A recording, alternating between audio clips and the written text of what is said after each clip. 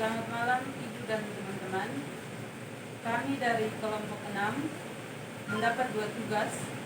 Yang pertama adalah menjawab pertanyaan dari ada 3 kelompok. Yang pertama dari kelompok 3. Pertanyaannya adalah, apakah undang-undang tentang peraturan tersebut masih berlaku di masa pandemi? Jawabannya ya. Salah satu sektor yang masih perlu menggunakan tenaga kerja asing adalah sektor konstruksi.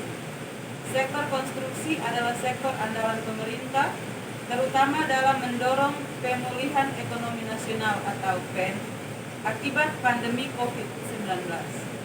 Untuk itu, sebagai arahan Presiden Republik Indonesia, pemerintah akan terus melanjutkan pembangunan infrastruktur dan pembangunan sumber daya manusia.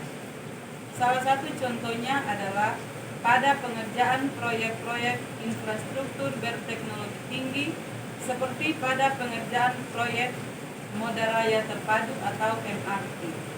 Selain itu, penggunaan tenaga kerja asing ditentukan pada pekerjaan yang sumber dananya berasal dari investasi seperti pekerjaan kereta cepat Jakarta-Bandung yang investornya berasal dari Cina.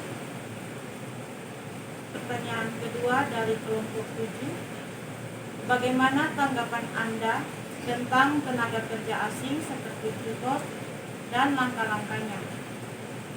Tanggapan dari kelompok kami yaitu, karena sudah sesuai dengan Undang-Undang tahun 1995 tentang penggunaan tenaga kerja asing adalah mewajibkan pengutamaan penggunaan tenaga kerja Indonesia di bidang dan jenis pekerjaan yang tersedia, kecuali jika ada bidang dan jenis pekerjaan yang tersedia belum atau tidak sepenuhnya diisi oleh tenaga kerja Indonesia, maka penggunaan tenaga asing diperbolehkan sampai batas waktu tertentu.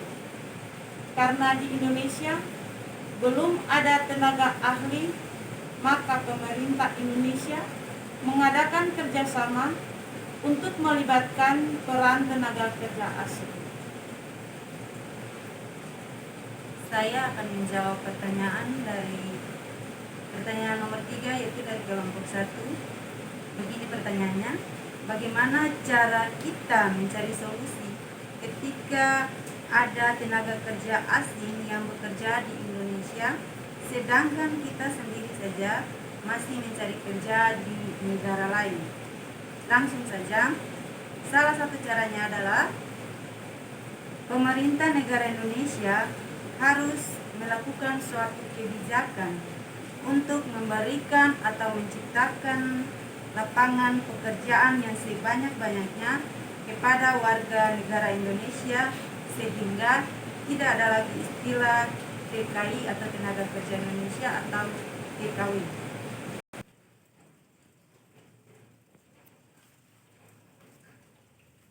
Untuk tugas kedua, meresume modul wawasan kebangsaan dan nilai-nilai bela negara bagian H tentang kebijakan publik dalam format keputusan dan atau tindakan administrasi pemerintah. Undang-Undang Nomor 30 Tahun 2014 memuat perubahan penting sebagai berikut. 1. Mengenai jenis produk hukum dalam administrasi pemerintahan. 2. Pejabat pemerintahan mempunyai hak untuk diskresi. 3. Memperoleh perlindungan hukum dan jaminan keamanan dalam menjalankan tugasnya. Beberapa pengertian penting di dalam sebagai berikut. 1. Administrasi pemerintahan adalah tata laksana dalam pengambilan keputusan oleh badan atau pejabat pemerintahan. 2. Keputusan administrasi pemerintahan yang juga disebut keputusan tata usaha negara atau keputusan administrasi negara adalah ketetapan tertulis yang dikeluarkan oleh badan dan atau pejabat pemerintahan dalam penyelenggaraan pemerintahan. 3. Tindakan administrasi pemerintahan adalah perbuatan pejabat pemerintahan. 4. Diskresi adalah keputusan dan atau dilakukan oleh pejabat pemerintah. I. Landasan ideal Pancasila.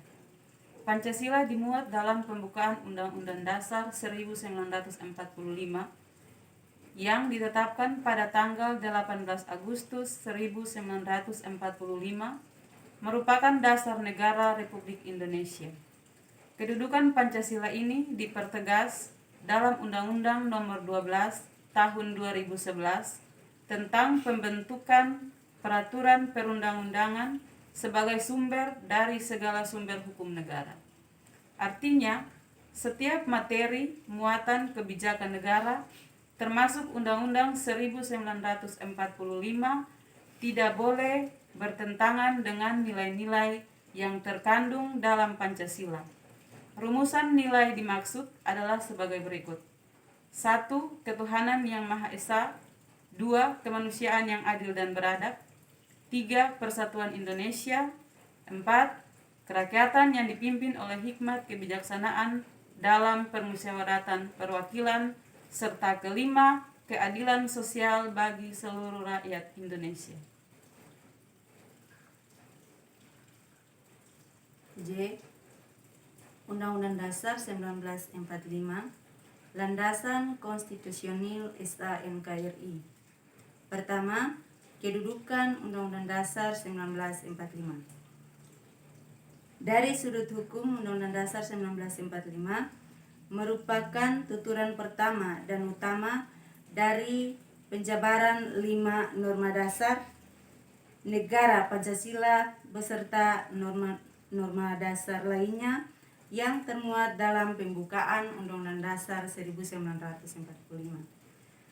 2. Pembukaan Undang-Undang Dasar 1945 sebagai norma dasar pembukaan Undang-Undang Dasar 1945 sebagai dokumen ditempatkan di bagian depan Undang-Undang Dasar 1945 merupakan tempat dicanangkan berbagai norma dasar yang melatar belakangi kandungan cita-cita luhur dari pernyataan proklamasi kemerdekaan 17 Agustus 1945 dan oleh karena itu tidak akan berubah atau diubah.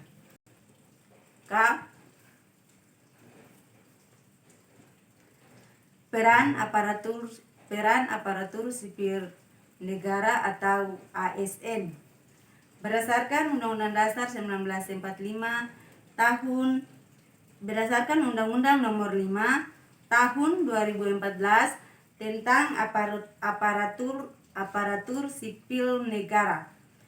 Berdasarkan penjelasan umum Undang-Undang Nomor 5 Tahun 2014 tentang aparatur sipil negara dalam rangka mencapai tujuan maksimal sebagaimana tercantum dalam alinea keempat pembukaan Undang-Undang Dasar Negara Republik Indonesia tahun 1945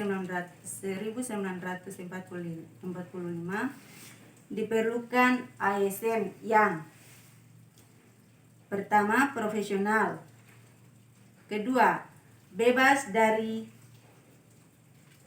intervensi politik, 3 bersih dari praktek korupsi, kolusi, dan nepotisme, 4 mampu menyelenggarakan pelayanan publik dengan masyarakat, 5 mampu menjelaskan peran sebagai perekat persatuan dan kesatuan bangsa berdasarkan Pancasila dan Undang-Undang Dasar 1945.